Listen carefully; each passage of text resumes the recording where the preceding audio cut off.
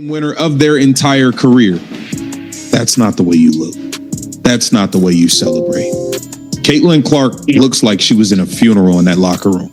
Caitlin Clark looked like a hostage in that post-game presser. She's got to find a way to get out of there. Caitlin Clark demands out. And inside Gainbridge Fieldhouse, nobody's even pretending things are normal anymore. The Indiana Fever are spiraling into total chaos, and the cracks are no longer hidden. A heated sideline blow-up, a coach who benched her in real time, a locker room that looked more like a funeral than a celebration. This is the story of a superstar, a franchise, and a relationship that might already be beyond repair.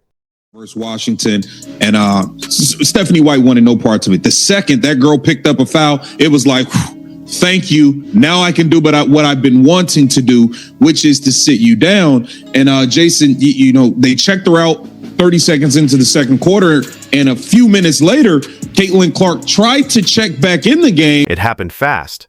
Less than 30 seconds of footage, and the entire WNBA world stopped scrolling.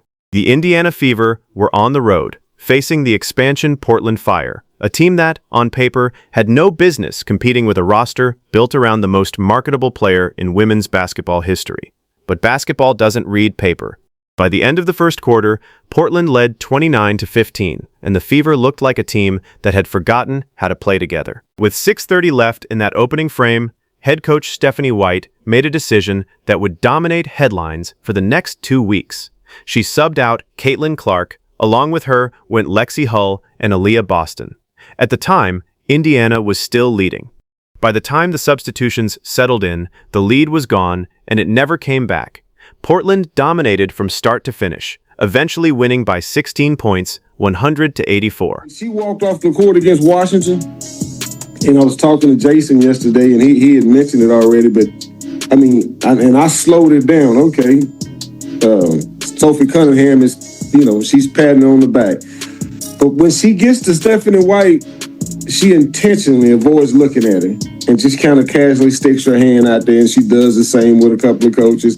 And she gets all the way to the end of the bench. Strip away the drama for a moment, the viral clips, the body language debates, the slowed-down footage, and you're left with something far more uncomfortable for the Indiana Fever to confront, a genuine basketball problem.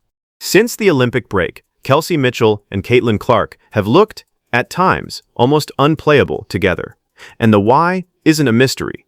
It comes down to the system Stephanie White has built, an offense where, in its simplest form, Kelsey goes one-on-one, and then Caitlin goes one-on-one. On paper, that sounds like a reasonable way to split touches between two elite scorers. In practice, it's the opposite of what makes either of them special. Kelsey Mitchell is one of the purest scorers in the entire league. Isolation basketball is tailor-made for her game. You had Lynn Dunn calling out fans who were getting on them about the Raven Johnson pick, saying, hey, you already have Caitlin Clark. What are you drafting a 5'9" point guard for?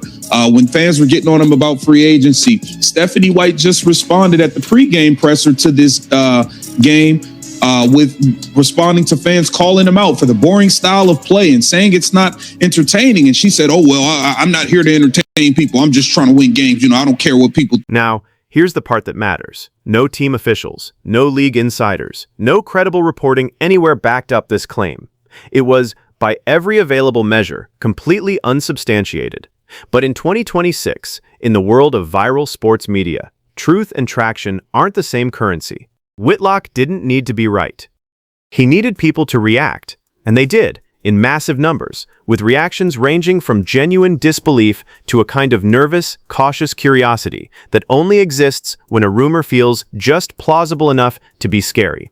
And honestly, given everything that had just happened in Portland, given the viral clip, given the body language debates, given weeks of growing chatter about tension between Clark and White. Look, Caitlin Clark is a diva. And I'm sure she's difficult to handle. You've seen with your own eyes situations where players not transcendent, not the best in men's basketball or the best in women's basketball, that are a diva and a problem, and they cause coaches' hair to gray and to fall out. So Caitlin Clark isn't perfect, but what I'm saying is, like, she's worth it. Hours before the Indiana Fever were set to face the New York Liberty at Barclays Center, reporters got their chance to ask Caitlin Clark directly about the rumors swirling around her, the Sparks trade chatter, the Whitlock posts, all of it. "I mean, I don't really know why we're still on this," Clark said. "We don't blatantly sit there and talk about everything you guys were writing and what's in the media. We're just talking about how we can be better as a team, and that means that we're good." Read that quote again, slowly, because every part of it is doing work. She's not denying that tension exists, she's saying the team isn't focused on the noise. She's not confirming a fractured relationship, she's redirecting toward improvement. And that final line, "that means that we're good," feels less like a celebration and more like someone trying to convince the room, and maybe themselves, that everything is fine. Malia Boston, asked separately about how Clark has handled the scrutiny, offered her own perspective. So where does this leave the Indiana Fever, sitting at 5-5, just weeks into a season that was supposed to announce them as legitimate championship contenders? Pull back from the viral clips. Pull back from the body language breakdowns and the unverified trade rumors and the social media firestorms. What you're left with is one honest, uncomfortable question that splits everyone who follows this team right down the middle. Do you separate Caitlin Clark and Kelsey Mitchell, or do you fix the room they're standing in? The case for change is a clean one, and it's hard to argue with on paper. 2 ball-dominant guards, 1 basketball, a coaching staff that, 3 weeks into June 2026, has not yet found a sustainable way to make them coexist. If that genuinely can't be fixed, then the argument goes that the cleanest path is to move one of them. Get real value in return and let each player operate in a system built for her specific gifts. But there's a counter-argument too, and it deserves just as much weight. What if the players were never the actual problem for women's basketball as a whole? The Fever are sitting on something genuinely rare, a generational talent, a loaded roster, a fan base unlike anything the league has ever seen.